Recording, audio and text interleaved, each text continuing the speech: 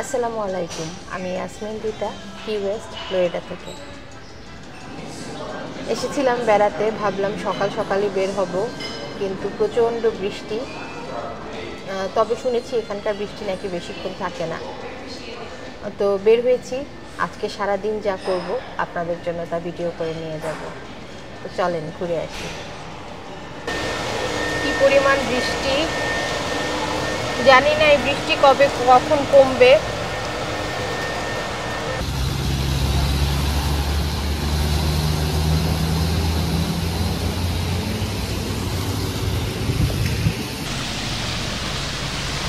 প্রচণ্ড বৃষ্টি বাইরে। আমরা সকালবেলা নাস্তার জন্য বের হয়েছি, নাস্তা করতে যাব।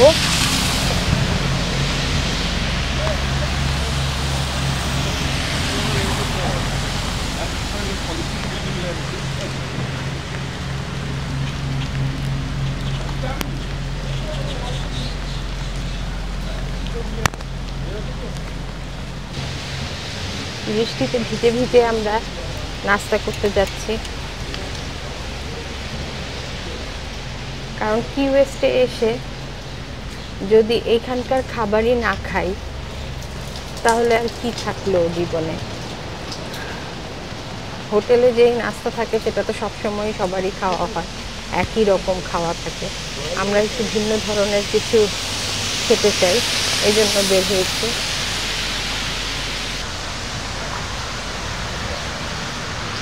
বৃষ্টির মধ্যেও কি ওয়েস্ট সুন্দর।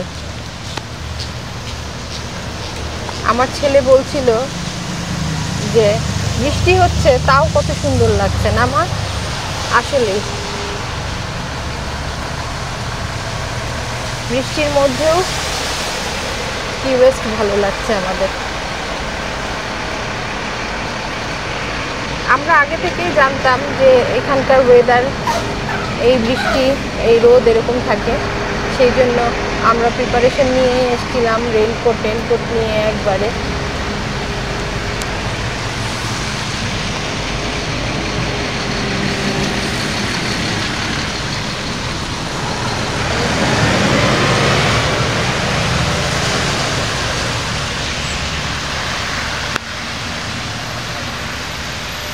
আমরা যে দুদিন এখানে আছি সেই 2 দিন আমরা ঠিক করেছিলাম যে এখানকার যে লোকাল খাবার দাবার সেটাই আমরা খাবো।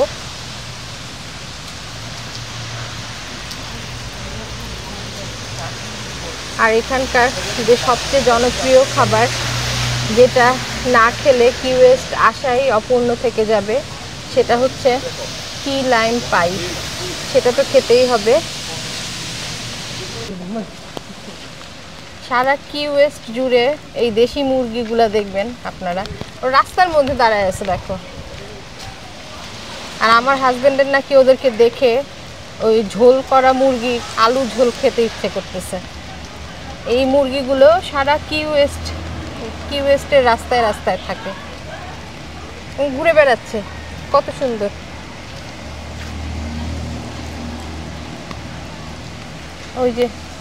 ওই যে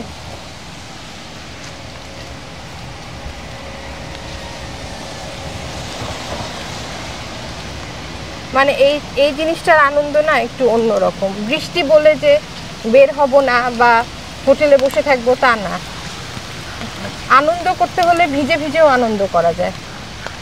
এই যে আমরা যাচ্ছি, আমাদের কিন্তু একটুও খারাপ লাগছে না। আমরা হেঁটে হেঁটে নাস্তা করতে যাচ্ছি। হ্যাঁ, অনেকে হয়তো বলতে পারে যে গাড়ি কেন নিলেন না। ওই যে গাড়ি পার্কিং, এখানে সমস্ত পার্কিং হলো পারমিট পার্কিং। এখানে যেহেতু একটা ছোট্ট শহর, ছোট্ট এলাকা, তাই আপনারা মুরগির শব্দ শুনতে পাচ্ছেন বোধহয়। ওই যে মুরগি বললাম না, ওই যে কত মুরগি। এখানে সব দেশি মুরগি, এগুলো কারো মুরগি না, এগুলো এখানকার মুরগি ঘুরে ঘুরে বেড়াচ্ছে। যা বলছিলাম আর কি, যে পারমিট দেয়া পার্কিং, যার জন্য রাস্তাঘাটে সব জায়গায় পার্কিং করা যায় না। তাই আমরা হোটেলে গাড়ি রেখে হেঁটে হেঁটেই বিভিন্ন জায়গায় যাচ্ছি।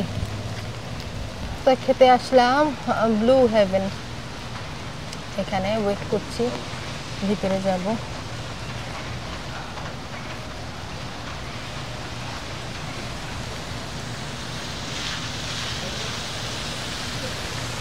ওইদিকের বাসায় কতগুলা মুরগি দেখলাম একসাথে।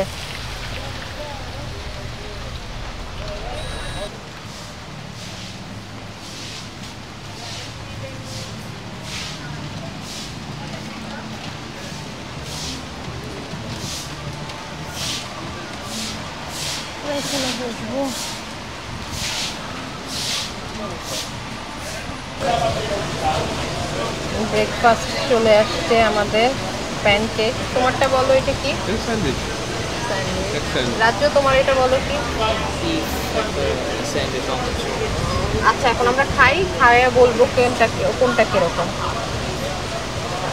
ভাই সবাই একটু একটু যার যার থেকে একটু অদল বদল করে খায়। আমি একটু সিরাপ দিই। ওয়াও,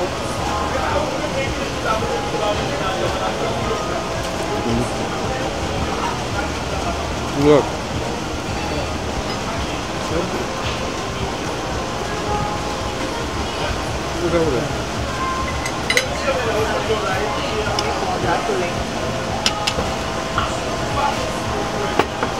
থ্যাংক ইউ এখানে নাস্তা করানোর জন্য।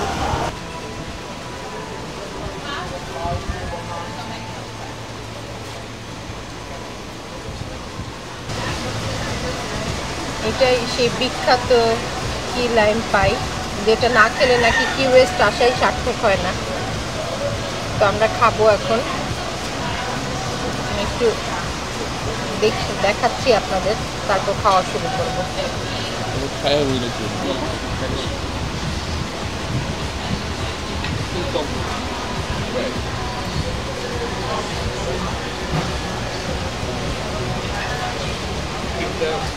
ভালো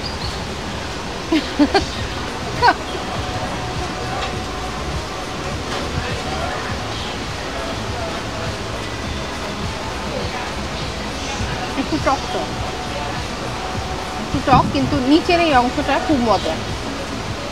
নিচের এই অংশটা খুব মজা। হ্যাঁ, নিচের অংশটা মিষ্টি, এইটা একটু ব্রেডের মতো, আর এইটা খুবই টক। নিচের লেয়ারটা মজা, নিচের লেয়ারটা তোমার মিষ্টি।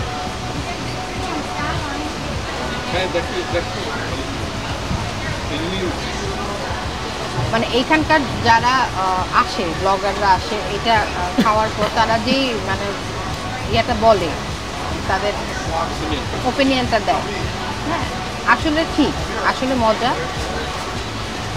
আমার কাছে এইখানের আর এইখানের চাইতে এই জিনিসটা বেশি ভালো লাগছে। এটা একটু কাস্টার্ড আছে না, সেরকম। আর খুবই, হ্যাঁ, আর এটা খুবই সফট। এই যে দেখো, এর ভাঙলে দেখতেছো, খুবই সফট।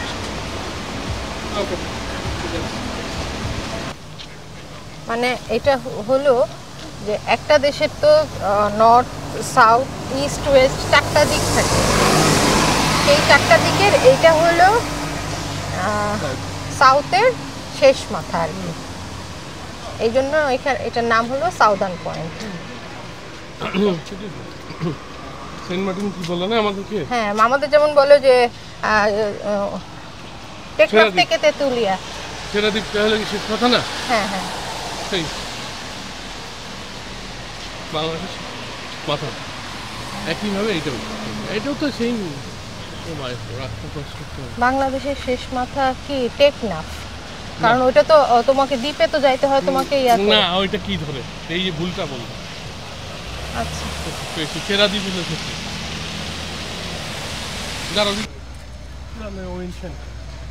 হ্যাঁ, পুরনো বাড়িগুলাকে হোটেলে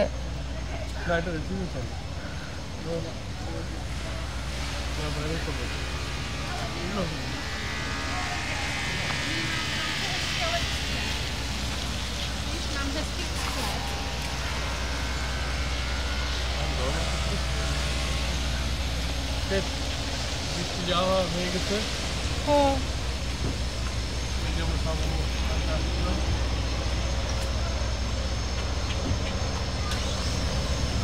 আমরা সাউদার্ন মোস্ট পয়েন্টে চলে এসেছি। ওই যে দূর থেকেই দেখা যাচ্ছে।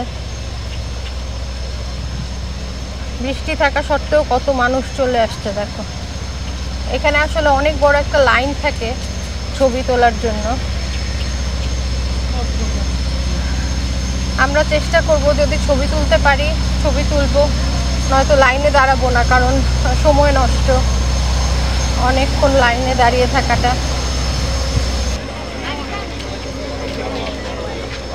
কি পরিমাণ লাইন এখানে ছবি তোলার জন্য। আমরা একটু সাইডে দাঁড়িয়েই ছবি তুলে নিলাম, কারণ আমি তো যেহেতু ভিডিও করছি, আমি তো দেখাচ্ছি ভিডিওতে। বিশাল বড় একটা লাইন।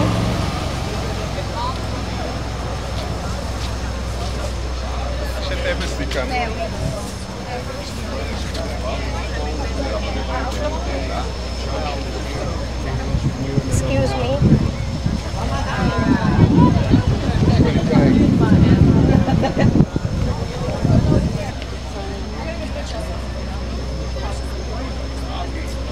বিশাল লাইন ওইদিকে।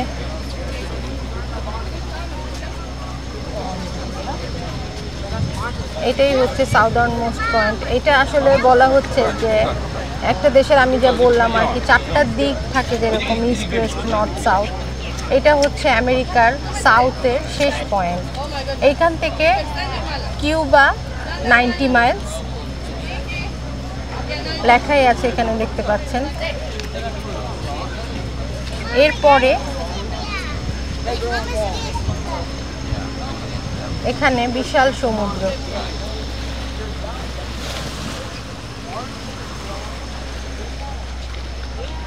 এই যে যত দূর চোখ যায় সমুদ্র।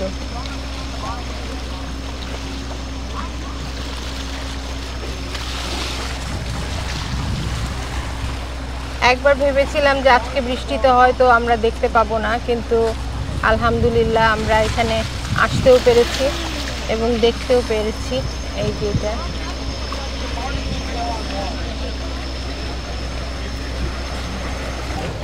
যদিও লেখাটা খুব স্পষ্ট না।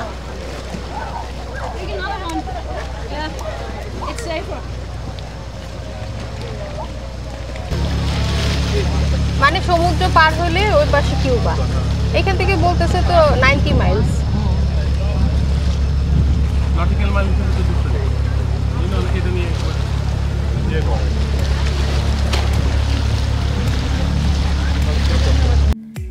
সাউদার্ন মোস্ট পয়েন্ট থেকে আমরা চলে এলাম কি ওয়েস্টের লাইট হাউস দেখতে। অতি সুন্দর একটা লাইট হাউস। আমরা ভেতরে ঢুকবো, তবে সাথে একটা মিউজিয়াম আছে যেটা আজকে আমরা ভিজিট করব না, কারণ মিউজিয়ামের ভেতরে গেলে হয়তো আমাদের অন্যান্য যা দেখতে যাব আর এর পরে সেগুলো দেরি হয়ে যাবে। তো চলুন উপভোগ করি লাইট হাউস।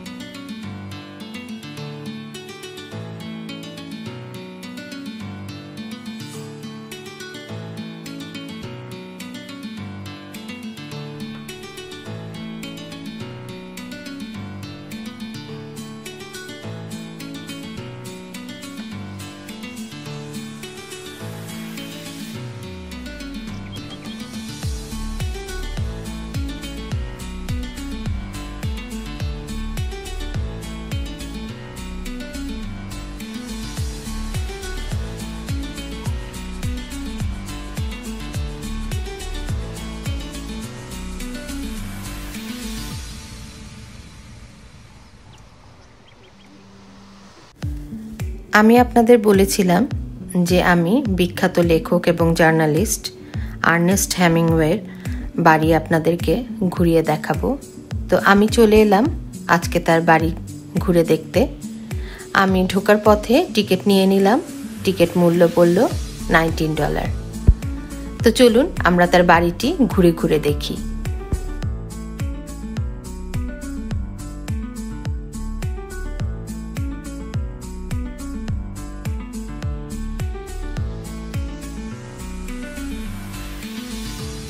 আর্নেস্ট হেমিংওয়ে ছিলেন বিংশ শতাব্দীর অন্যতম প্রভাবশালী মার্কিন ঔপন্যাসিক, ছোট গল্পকার ও সাংবাদিক। কিশোর বয়সেই তিনি প্রথম বিশ্বযুদ্ধে অ্যাম্বুলেন্স চালক হিসাবে যোগ দেন। যুদ্ধ শেষে তিনি ক্যানসাস সিটি স্টার পত্রিকায় সাংবাদিক হিসেবে কাজ শুরু করেন। হেমিংওয়ের লেখনী আমেরিকান সাহিত্যে একটি নতুন ধারা সৃষ্টি করে। তার সংক্ষিপ্ত কিন্তু শক্তিশালী গদ্য জীবনের বাস্তব অভিজ্ঞতা এবং মানুষের সংগ্রামকে তুলে ধরার কৌশল আজও পাঠকদের মুগ্ধ করে। তার উল্লেখযোগ্য উপন্যাসগুলোর মধ্যে আছে the sun also rises, the old man and the sea. ছোট গল্প সংকলনে আছে ম্যান উইদাউট ওম্যান এবং উইন্টার টেক নাথিং। এছাড়াও তিনি বিভিন্ন পুরস্কার ও সম্মাননায় ভূষিত হয়েছেন, যার মধ্যে আছে পুলিটজার প্রাইজ, যেটা উনি 1953 সালে the old man and the sea জন্য পান, এবং তিনি Nobel prize in the literature পান 1954 সালে সাহিত্য ক্ষেত্রে অসাধারণ অবদানের জন্য। প্রতিদিন অসংখ্য পর্যটক এই বাড়িটি পরিদর্শন করে। তার বাড়ির ভেতরে ঢুকলেই বোঝা যায় তিনি কতটা শৈল্পিক এবং অত্যন্ত শৌখিন মানুষ ছিলেন, যার ছোঁয়া বাড়ির প্রতিটি জায়গায় দেখা যায়। ফার্স্ট ফ্লোর শেষ করে আমরা এখন সেকেন্ড ফ্লোরে যাচ্ছি, দেখি সেখানে কি কি আছে।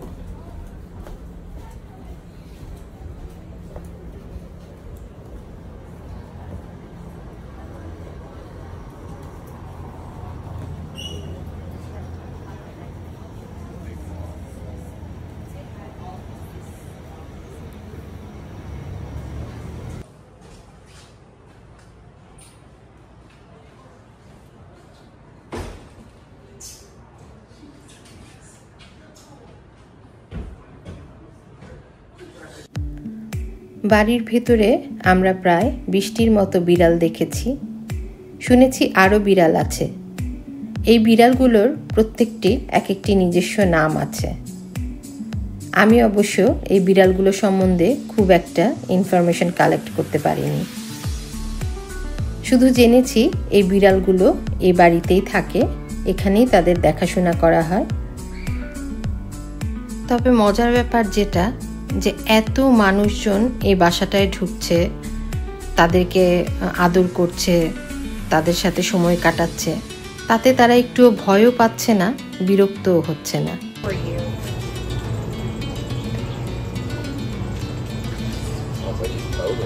I know. He's like, that's right. Take a picture of my feet. হ্যামিংওয়ের বাড়িটি আমরা ঘোরা শেষ করলাম। এখন আমাদের পরবর্তী গন্তব্য হচ্ছে ফোর্ট জ্যাকারি টেলর স্টেট পার্ক।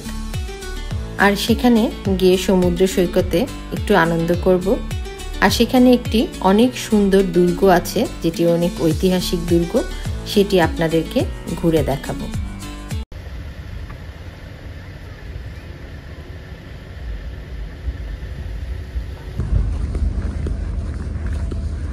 বিচে এসছি। সকালে যদিও বৃষ্টি ছিল, এখন প্রচুর গরম। হাঁটছি কখন থেকে। খুবই সুন্দর জায়গাটা।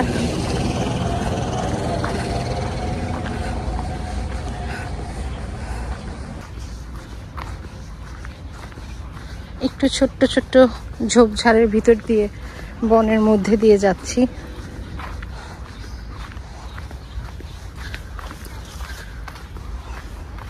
ওয়াও, অসম্ভব সুন্দর মনে হচ্ছে। একদম নিরিবিলি একটা বিচ।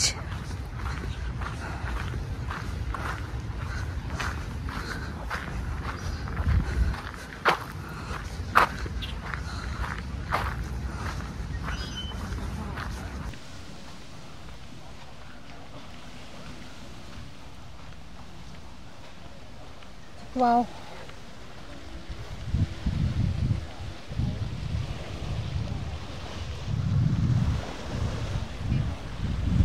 অসম্ভব সুন্দর সমুদ্র।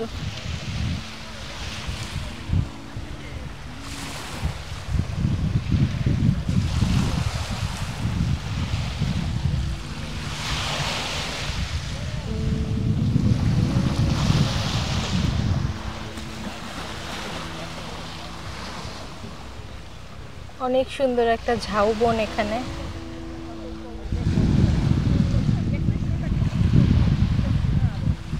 আর ওই যে যত দূর চোখ যায় সমুদ্র।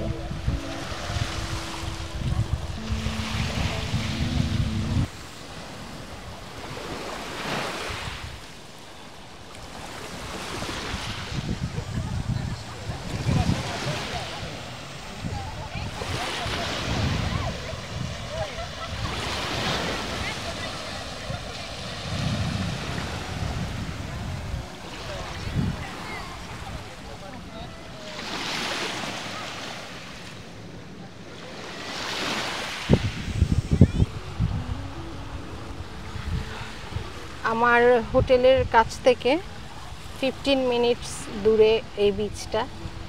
15 মিনিট হেঁটে এসেছি। একটু হাঁটতে কষ্ট লাগছিল, মনে করছিল যে এত দূর যাচ্ছি, কিন্তু এখানে আসার পরে সব কষ্ট দূর হয়ে গেছে। এত সুন্দর দেখতে।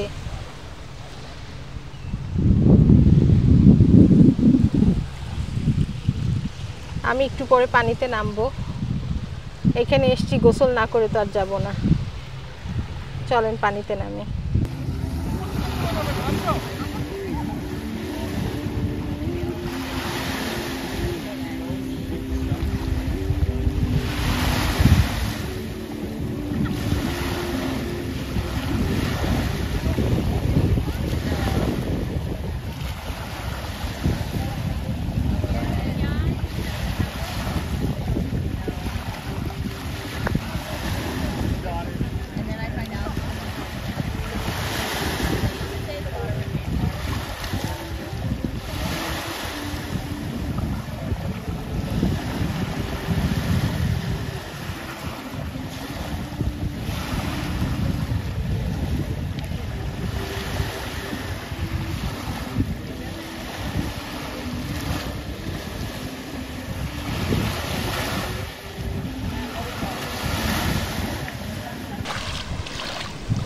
পাথরগুলো দিয়ে হাঁটা যায় না আসলে, পায়ে প্রচণ্ড ব্যথা করে।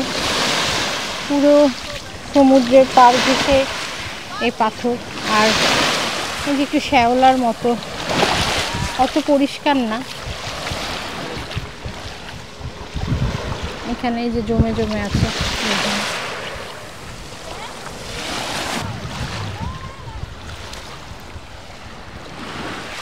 এখানে সুন্দর কিছু প্রবাল আছে, অসম্ভব সুন্দর। এখানে একটু ছবি তুলতে পারলে ভালো হতো। অসম্ভব সুন্দর প্রবালটা। ওয়াও,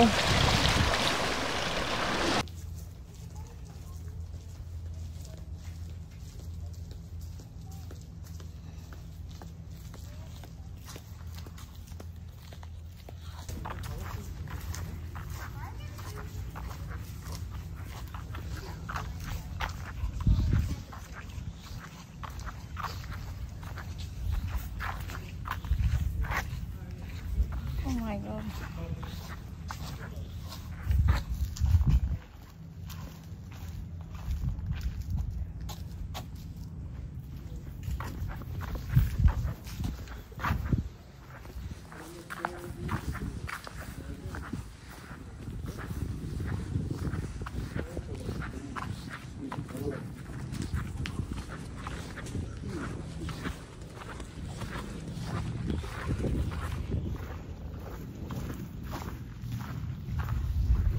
এগুলো কি কামানের গোলা?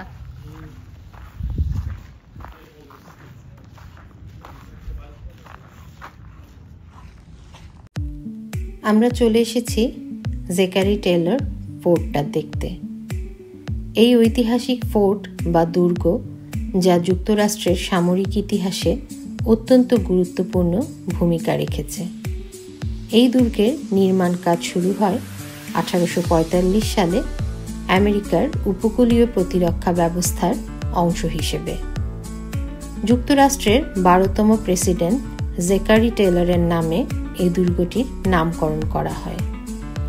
দুর্গটি তৈরি শেষ করতে সময় লেগেছিল 21 বছর। দুর্গটি ইট পাথরে নির্মিত, যা তৎকালীন সময়ে আধুনিক সামরিক প্রতিরক্ষার জন্য নকশা করা হয়েছিল।